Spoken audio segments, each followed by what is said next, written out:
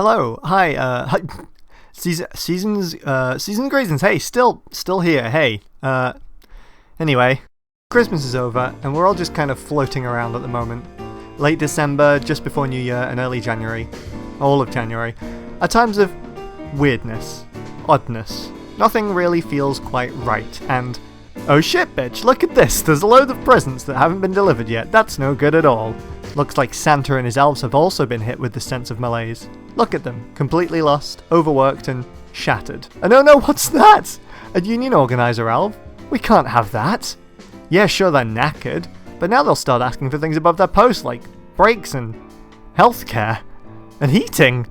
No, we need a solution to this fast. And hey, wouldn't you know it, I've been playing a bit of Cyberpunk recently, and through all the glitches and interesting choices in terms of theming in that game, I've spotted an idea. What if we simply popped out their tired little elf brains and inserted a new one? Better, simpler, and most importantly, not aware of itself or its needs. A couple of years ago I created a little video demonstrating the NEAT algorithm, but without actually going into the specifics of what was happening there. NEAT, or Neuroevolution of Augmenting Topologies, is an evolutionary algorithm that creates an artificial neural network.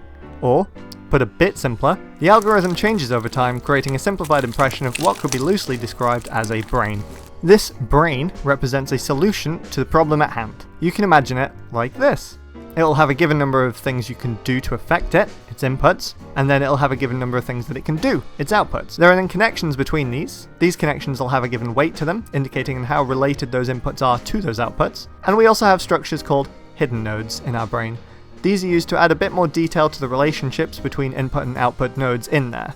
Information is passed along the inputs along each of the connections, leading eventually to the output nodes. If the output node values are greater than a certain threshold, we consider them activated, and whatever activity that node represents is carried out. But what on earth has this got to do with our little elves? I hear you cry. Well, if we apply this to our elves, we can model each elf's brain off a neural network. The outputs represent what an elf can do, the inputs represent what an elf can see or sense. But what can these elves see and do? Well, let's see how our little world looks again. We want the elves to look for a present, pick it up and deliver it to a house. Simple enough. I've decided on the following 5 outputs. Rotate clockwise, rotate anti-clockwise, move forward, pick up a present, and deliver a present. To determine our inputs, we need to decide what our elves should be aware of. I've come up with the following inputs. The distance to the nearest home in front of the elf, or -1 if there is no home in front. The distance to the nearest present in front of the elf, or -1 if there is no present in front. And for good measure, just so the elves are aware of where they are on the screen, I'll also be adding the distance to the top limit of our world, the distance to the bottom limit of our world, the left limit, and the right limit. And then finally, is the elf currently holding a present? With that in mind, our elf brain looks kind of like this. Pretty cool. For every juicy elf brain, I've randomized all the connection weights just so we have a bit of variation in our initial pool of elves. Let's have them run around a bit and see what they do.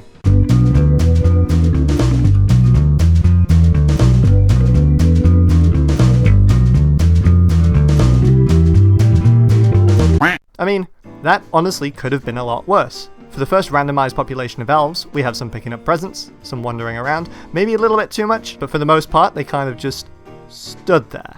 A couple of them spun around in circles, pretty fun, but hey, we got a delivery, that's not bad. But what now? If we just restart the simulation, they'll do pretty much the same thing.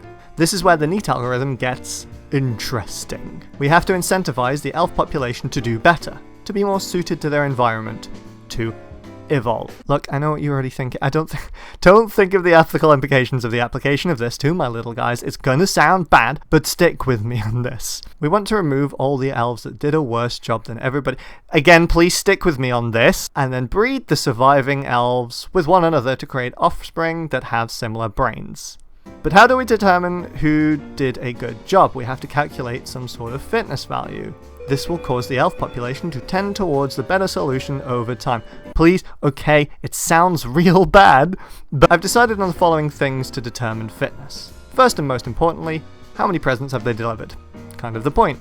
Then we give them points based on how long they hold the present for. We want them to hold onto the presents long enough that they actually end up wandering to a house. And finally, a lot of elves just kind of stood there. They're never going to find any presents if they're not encouraged to walk. So I'm going to give them points for how many steps they've done. And then let's subtract fitness points from them if they wander off our little square. We want to actually see them, plus they can't really deliver presents from the void. Right, we can now order them by this fitness value. There's a little bit more involved at this step, namely something known as speciation of our elf brains. Have a read of the paper linked in the description if you want to know a little bit more. Here comes the tricky bit. We have to remove some of them. The ones who did the poorest. Sorry lads, you're fired.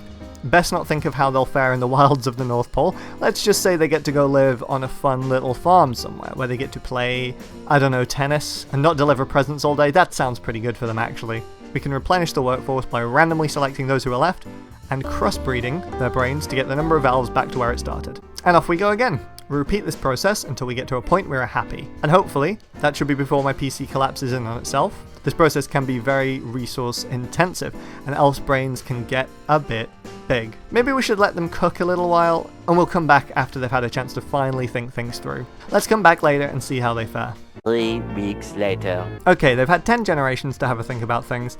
Let's have a look at what they did.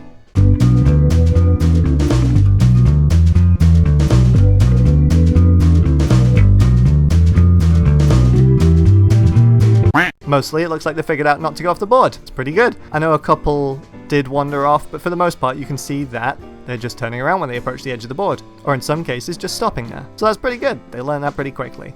Let's let them cook a little bit more, and we'll come back in a bit. Many months later. Just popping in at Gen 75 to briefly explain what's going on there in the top left corner. That is the fittest elf brain of the previous generation. And look, you might notice we've got some hidden nodes in there, and some extra connections. Yes, before any of you ask, I'm also an idiot. I decided to write a rendering package for these rather than just find one online. I did the same with the neat algorithm. Why? 1 eternity later. Hop in again at Gen 190.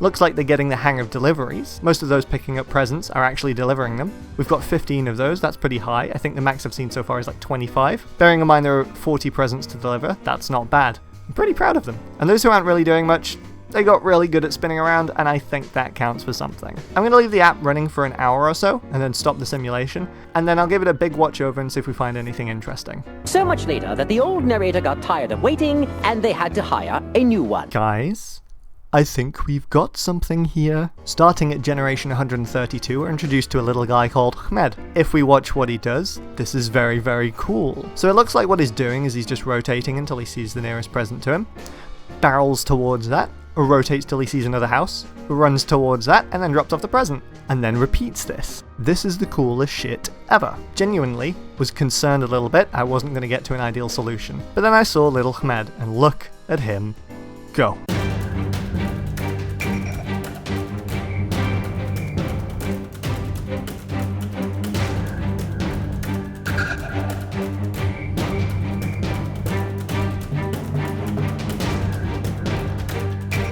Right up to Gen 206, it seems that Ahmed wasn't really sure what to do if he ever walked off the board. And in this case, he just kind of ran. Like he just ran away. He's gone now. And I don't think he's ever going to come back. This is the saddest day. But let's see if there's any other characters that I spot in there. Not that impressive, I just thought it was pretty fun. In Gen 269, a guy that I call Wiggle kind of just jiggles along the left side of the board. And I think that's pretty fun. I like that, that's fun. He only lasts for a generation, but you know, go you did something. Unfortunately, after this point, it seems the elves kind of get a bit stuck. Maybe there's something I can change in their fitness algorithm to get them to do what I want a little bit more, but it seems consistently, especially after Gen 389, they get between 10 and 15 deliveries. I think mostly this is to do with the time limit that they're afforded.